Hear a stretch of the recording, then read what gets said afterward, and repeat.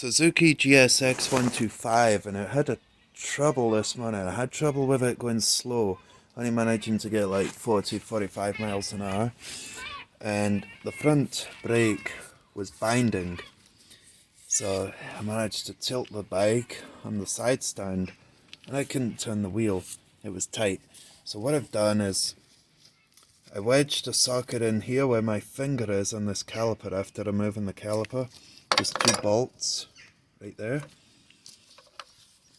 two split pins, and the pads come out. So that's split pins that are clips actually that go on there. And the pad looks like it's had all sorts of weather going into there.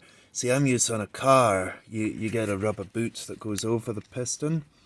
But on this motorbike, I don't know if it's all motorbikes, but certainly on this one, there's nothing like that. Everything's open to the elements, and because I use this every day, it's going to get the salt and the grit and the dirt from the road. So I'm just going to clean the pistons up. Going to try and do it without taking them right out, first of all. And if they slide back into okay and the brake doesn't bind, that will do. But I just find that bikes, there is a lot of maintenance that you have to do, a lot more. It's a bit like when you have a horse and you have to groom it and look after it and muck the stables out and all that stuff. There's more to a bike than a car. You seem to constantly have to keep on top of it. So that's what I'm going to do. Try and clean this up. And then I'll wedge something in the top one and bring the bottom piston out and do the same on that. Clean that one out as well. Just using a bit of this pad as a cleaner so it's not going to scratch grooves in the piston. It's come up okay. So now what I'm going to do, I've put the socket on the other one so I can push that piston back that's sticking out with some pliers, and it's not going to push this piston out as I'm doing it, so that they both go back. Now I'm doing the same thing again on the bottom piston. I've threaded this through there. You can see all the gunk that sticks on the piston.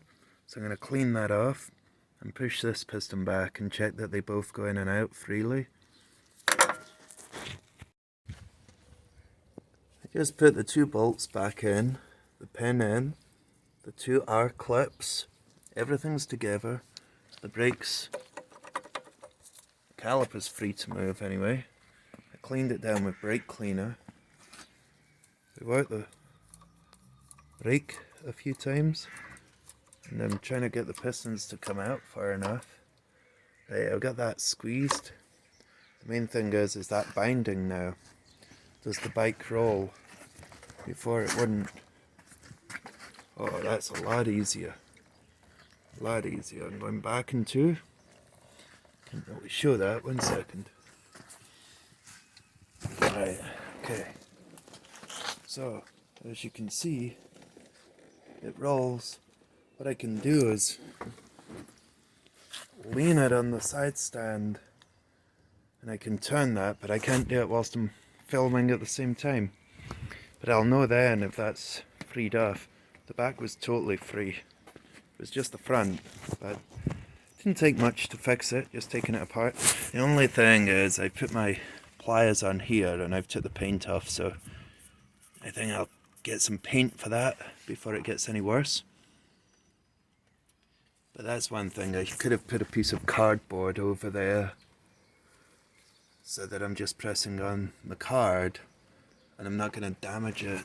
Oh, looking at this, it's getting a bit rusty on the exhaust here. This is the oxygen sensor, and that bit of the exhaust around there is starting to get scabby. It's not very old, the bike. Bought it about 6 months ago. I think I've done about 3,500 miles. But apart from that, it's okay. Gonna do the chain soon. The sight glass is one thing, it's got a bit whitish looking if I tilt the bike. There's still oil in there when I hold the bike level. I am gonna just change the oil. But I don't like the way it's gone creamy looking inside. It's not the oil though, it's like it's the inside of that screen, whether it's double layered or something. I don't know, and it's just condensation between the two. So that's one thing that I didn't like about this. I don't have a dipstick, it's just a filler, you see. You can just check it with a dipstick. You have to use the sight glass. I can still see through it. There's a shot of the clutch plates in there. Okay. I'll do an oil change. And I'll do the chain replacement. Now the chain was another thing with this. It was almost at full extension when I got it. And there's no link that you can take out of here to tighten it up. You'd have to get a link from somewhere if you were going to go that way. So I've just bought a new chain, a new sprockets, front and the back. I'm going to change all them. Like I say, it was almost at full adjustment when I got the bike. So there's a couple of things that I'm going to do in my next video. Just a bit of maintenance today. Now I get to put on the waterproofs and head home. Thanks for watching.